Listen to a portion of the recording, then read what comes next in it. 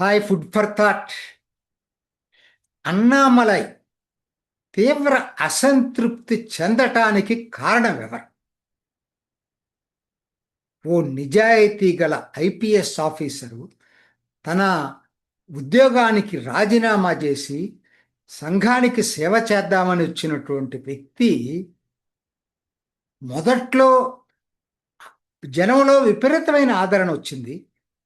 BJP తమిళనాడులో అంటరాని party అయినా దాన్ని 2.5% నుంచి 11.5%కి తీసుకొచ్చినటువంటి వ్యక్తి అన్నామలై. అటువంటి వ్యక్తి వాళ్ళ టోటల్ ఫ్రస్ట్రేషన్లోకి వచ్చేసాడు.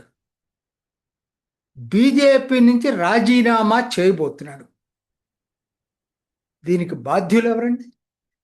బీజేపీలో దీనికి జవాబుదారీతనం ఉండదా?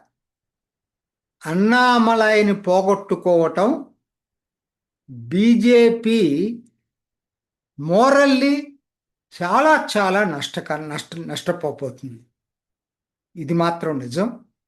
ఖచ్చితంగా ఇప్పుడైనా సరే బీజేపీ పునఃపరిశీలించుకోవాల్సినటువంటి అవసరం ఎంతైనా. Just food for thought.